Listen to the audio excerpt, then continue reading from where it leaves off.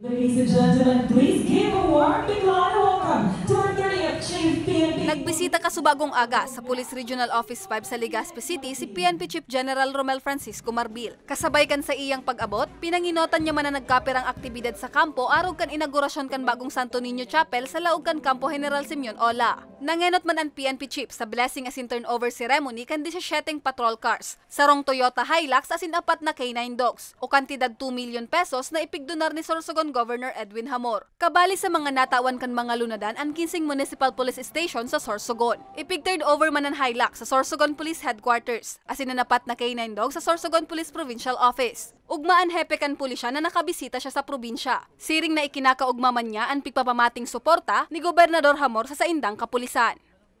We're so happy na meron po nag-donate sa amin ng mga sakyan. 17 na sasakyan. Sa Maynila po, ang ginagawa po namin is yung 911. Revitalize 911 para mabilis po yung reaksyon ng pulis. Dito po, nagtutuwa po kami. Hindi lang po nagiging Metro Manila. Ito na rin Sorsogon.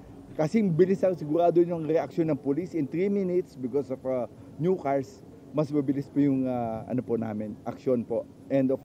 Nakaresibi man ng PNP Bicol nin 50 unit nin 5.56mm na basic assault rifle, 30 rounder steel magazines, tactical slings, cleaning kits as in instructional manuals hali sa PNP Logistics.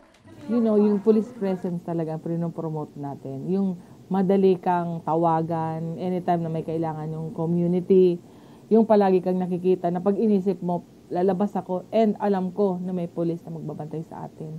And sa taglay na rin ng ating chief na sa bagong Pilipinas, ang gusto ng police, ligtas ka, yun ang pinopromote natin. Mientras tanto, may pwede naman na pagdugdukan ng dugang na opisina ang kapulisan sa Camarines Sur. Sa ipigdonar na daga kan mga alkalde sa probinsya, araw kan 1,613 square meter na daga sa Barangay Balatas, Naga City. As in 1,106 square meter na daga sa Barangay Santa Teresita, Baaw, Camarines Sur.